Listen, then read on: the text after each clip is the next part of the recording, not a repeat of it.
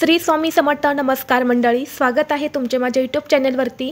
आजचा दिवस तुम्हाला खूप छान सुखाचा आनंदाचा जाऊ हीच मी स्वामींच्या चरणी प्रार्थना करते आणि आजच्या नवीन व्हिडिओला सुरुवात करते. 22 सप्टेंबरपासून शारदीय नवरात्रीला सुरुवात झालेली आहे आणि 2 ऑक्टोबरला ही शारदीय नवरात्र संपणार आहेत. नवरात्रीचा सण हा 9 दिवसांचा असतो. हे 9 दिवस आपल्या कुलदेवीला दुर्गा देवीला समर्पित असतात. नवरात्रीचा सण स्वच्छता, सात्विकता आणि पवित्रतेचे प्रतीक मानला जातो. नवरात्रीच्या पहिल्या दिवशी आपल्या घरात घटस्थापना केली जाते.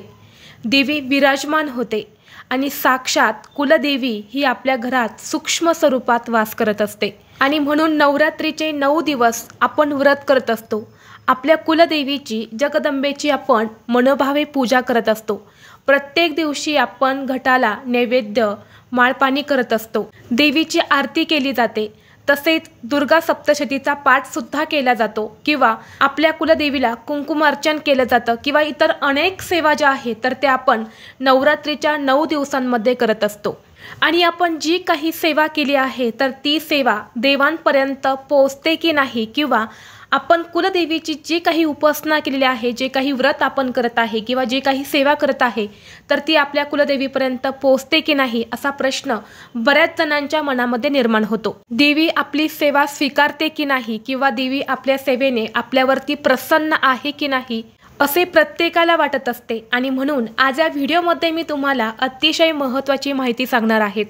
नवरात्रीच्या या 9 दिवसात तुम्हाला कधीही तुमच्या घरात किंवा घराच्या बाहेर हे 3 लक्षणं दिसले, या 3 गोष्टी जर तुमच्यासोबत घडल्या तर समजा कुलदेवी ही तुमच्यावर प्रसन्न आहेत आणि तुमच्या आयुष्याचं सोनं हे झाल्याशिवाय राहणार नाहीत. तुमच्या नशिबाचा भाग्योदय होणार आहेत. तर अशी कोणती 3 लक्षणं आहेत याचबद्दलची संपूर्ण माहिती आज या व्हिडिओमध्ये मी तुमच्यासोबत शेअर करणार आहे. त्यामुळे तुम्ही हा व्हिडिओ स्किप न करता शेवटपर्यंत नक्की पहा. चॅनलवरती नवीन असाल तर सबस्क्राईब करा आणि असेच माहितीपूर्व नवनवीन व्हिडिओ पाहण्यासाठी बेल आयकॉनलाही प्रेस करा. म्हणजे जेव्हा कधी मी नवीन व्हिडिओ अपलोड करेल त्याचं नोटिफिकेशन सर्वात अगोदर तुम्हाला भेटेल आणि तुम्ही एक पण व्हिडिओ मिस करणार नाही. सर्वात प्रथम आपण जाणून घेऊया की कुलदेवी म्हणजे नक्की कोण असते. तर बघा, जी आपल्या कुळाचं संरक्षण करते, आपल्या घराच्या प्रगतीमध्ये तिचा आशीर्वाद असतो. बाहेरील कोणतीही वाईट शक्ती, नकारात्मकता ही तिच्या परवानगीशिवाय आपल्या घरामध्ये येऊ शकत नाही. जी आपल्या कुळाचा कुळाचार करत असते तिला आपण कुलदेवी असं म्हणत असतो. पिढ्यानपिढ्या म्हणजे आपल्या पूर्वजांपासून या कुलदेवीची सेवा जी आहे तर ती प्रत्येक घरामध्ये केली जाते. प्रत्येकाची कुलदेवी ही वेगवेगळी असते. जसे की काही जणांची कुलदेवी ही तुळजापूरची तुळजाभवानी आई आहे, कुणाची मोहटा देवी असेल तर कुणाची माहूरगडावरची रेणुका देवी असेल तर कोणाची कोल्हापूरची महालक्ष्मी असेल. बऱ्याच जणांची कालिका माता ही देखील कुलदेवी आहे. प्रत्येक घरानुसार आपल्या कुळाची कुलदेवी जी आहे तर ती बदलत असते. प्रत्येकाची कुलदेवी जी आहे तर ती सारखीच नसते आणि आपली कुलदेवी आपल्याला माहीत असणं हे खूप महत्त्वाचं आहे. ज्याप्रमाणे एखादी आई आपल्या मुलांचा सांभाळ करते त्याचप्रमाणे आपली कुलदेवी ही आपल्या कुळाचा सांभाळ करत असते, आपल्या कुळाचा कुळाचार करत असते. आणि सगळ्यात महत्त्वाचं म्हणजे आपल्या कुलदेवीला प्रसन्न करण्यासाठी आपल्याला कोणत्याही प्रकारची तपश्चर्या, व्रत, वैकल्य ही करण्याची गरज पडत नाही. कारण कुलदेवी ही स्वतःच स्वयंसिद्ध स्वरूप आहे. पिढ्यानपिढ्या आपल्या कुळातून, कुळातील व्यक्तीकडून तिची सेवा घडत ही आलेलीच असते. जर एखाद्या घरची कुलदेवी नाराज असेल तर त्या घरामध्ये सतत वाद, विवाद, क्लेश, भांडणे होतात. तसेच त्या घरामध्ये संतान सुख देखील प्राप्त होत नाही.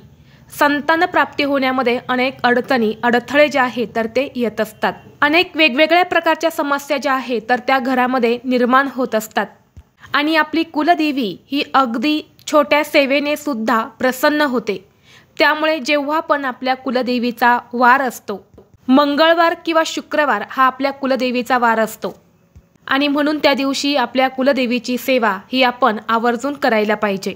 जास्त काही सेवा तुम्हाला करायची गरज नाही. तुम्ही नैवेद्य दाखवू शकता, देवीसमोर दिवा लावू शकता किंवा वर्षातून तुम्ही एकदा देवीची ओटी भरू शकता किंवा आषाढ महिन्यामध्ये तुम्ही मंगळवारचं व्रत केलं तर या व्रताने सुद्धा कुलदेवी जी आहे तर ती प्रसन्न होत असते।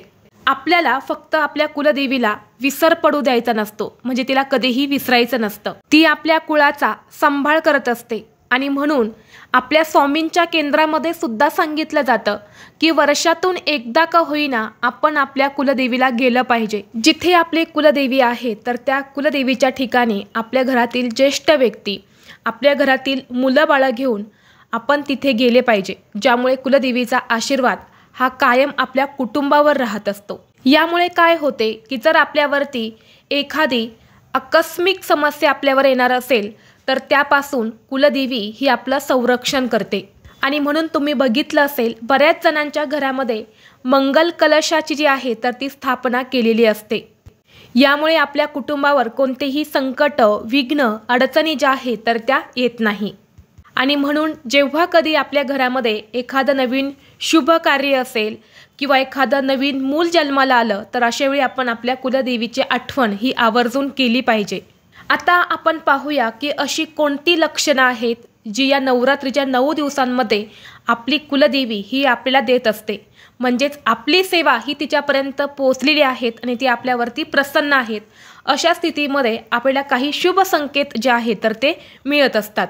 त्यामध्ये सगळ्यात पहिला शुभ संकेत असा असतो की जर तुम्ही सकाळी सकाळी तुमच्या देवघरामध्ये दिवा लावला आणि पूजा केली, यानंतर थोड्या वेळातच जर तुमच्या दिव्यामध्ये फुलाचा आकार तयार झाला किंवा चंद्रकोर जर तयार झाली तर समजून घ्या तुमची सेवा ही तुमच्या कुलदेवीपर्यंत पोहोचलेली आहेत आणि यामुळे कुलदेवी ही तुमच्यावरती प्रसन्न आहेत।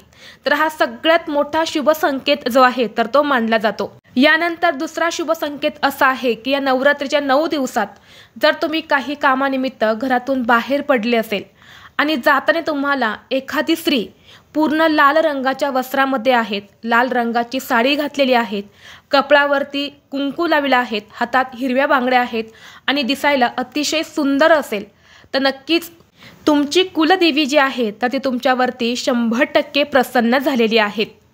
यानंतर पुढचा संकेत असा आहे की जर तुमच्या घरामध्ये या नवरात्रीच्या 9 दिवसात अचानक काळ्या मुंग्या निघाल्या, बघा घरामध्ये वारंवार मुंग्या होत नाही, परंतु ज्या काळ्या मुंग्या असतात तर त्या अचानक आपल्या घराच्या एखाद्या कोपऱ्यामध्ये तुम्हाला दिसू लागल्या तर समजून जा की तुमची कुलदेवी तुमच्यावरती प्रसन्न झालेली आहेत आणि ती साक्षात तुम्हाला दर्शन देण्यासाठी तुमच्या घरामध्ये सूक्ष्म स्वरूपात वास करत आहे। आणि जेव्हा तिथे तुम्हाला तुमच्या घरात काळ्या मुंग्या दिसतील तेव्हा त्यांना खाण्यासाठी तुम्हाला साखर टाकायची आहेत। बघा काही वेळाने त्या मुंग्या अजिबात आपल्याला कुठेच दिसत नाही, अचानक त्या गायब होतात। तुम्ही त्यांना कितीही शोधण्याचा प्रयत्न केला तरीही त्या तुम्हाला सापडणार नाही। तर हा खूप मोठा आपल्या कुलदेवीचा शुभ संकेत जो आहे तर तो मानला जातो। तुम्ही आपल्या घरातील वडीलधाऱ्या व्यक्तींकडून सुद्धा ऐकलं असेल, घरात काळ्या मुंग्या निघणे हे खूप शुभ मानले जाते। आपली कुलदेवी जी आहे तर ती आपल्या घरात जागृत अवस्थेमध्ये आहे आणि तुमच्या घरामध्ये ती तुमच्यासोबत निवास करत आहे। तसेच ज्या घरातील कुलदेवी त्या घरावर प्रसन्न असते तर त्या घरातील कोणत्याच कामांमध्ये बाधा, अडचणी, अडथळे जे आहेत तर ते येत नाही। अशा घरातील व्यक्तींची जी काही कामं असतात तर ती 100% पूर्ण होतात, त्या कामांमध्ये अडचणी येत नाही। आणि जर तुमच्याही घरामध्ये जर महत्त्वाच्या कामामध्ये अडचणी येत असतील तर नक्कीच तुमची कुलदेवी जी आहे तर ती तुमच्यावरती नाराज आहे किंवा काहीतरी तुमच्या कुलदेवीचं तुमच्याकडून चुकत आहे। तर मग अशा वेळी काय करायचं, वर्षातून एकदा का होईना आपल्या कुटुंबाबरोबर आपल्या कुलदेवीच्या ठिकाणी जाऊन आपल्या कुलदेवीची ओटी भरावी, कुलदेवीला प्रार्थना करावी। तसेच नवरात्रीमध्ये घरातील एक तरी सदस्याने नवरात्रीचे 9 दिवस उपवास जे आहे तर ते सुद्धा आवर्जून करावे। यामुळे नक्कीच कुलदेवी जी आहे तर ती आपल्या घरावर, आपल्या कुटुंबावर प्रसन्न राहते आणि यामुळे आपल्याला कोणत्याही कामामध्ये यश मिळेल, आपल्या कोणत्याही कामांमध्ये बाधा, अडचणी ज्या आहेत तर त्या येणार नाहीत आणि कुलदेवी ही आपल्यावरती प्रसन्न राहते। तसेच ज्या घरावर, ज्या कुटुंबावर कुलदेवी प्रसन्न असते तर त्या घरातील सदस्य हे एकमेकांचा आदर करतात, कुटुंबामध्ये एकोपा असतो, घरामध्ये एकमेकांचा सर्वजण विचार करतात, त्या घरामध्ये कधीही गृहकलह, भांडणं होत नाही, त्या घरातील स्त्रिया पुरुषांचा आदर करतात आणि पुरुषसुद्धा महिलांचा आदर करत असतात। तसेच त्या घरातील मुलंसुद्धा आज्ञाधारक असतात आणि त्यामुळे घरामध्ये कोणत्याही प्रकारची बाधा ही येत नाही। हे सुद्धा खूप मोठं लक्षण जे आहे तर ते कुलदेवी आपल्यावरती प्रसन्न आहे असल्याचे। यानंतर तिसरं लक्षण सुद्धा खूप महत्त्वाचं आहे, ज्यावरून आपल्याला समजून जायचं आहे की कुलदेवी ही आपल्यावर प्रसन्न आहे। तर बघा, जर तुम्हाला घरामध्ये अगदी प्रसन्न वाटत असेल, सगळं घर सुगंधित केल्याप्रमाणे, जसं काही आपण अत्तर वगैरे घरामध्ये मारलं आहेत, धूप लावलेला आहेत, अशा पद्धतीने जर आपल्या घरामध्ये प्रसन्न वाटत असेल तर समजून जा कुलदेवीचा आशीर्वाद हा आपल्या घरावर, आपल्या कुटुंबावर आहे। नाहीतर बऱ्याच वेळा काय होतं, आपल्याच घरामध्ये आपल्याला राहावंसं वाटत नाही।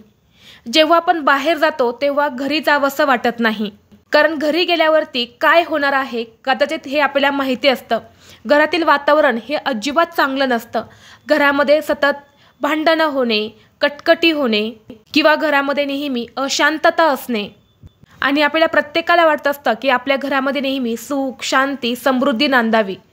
तर कुलदेवीचं आपल्याकडून काहीतरी चुकत असेल तर घरामध्ये अशांतता जी आहे तर ती राहत नाही।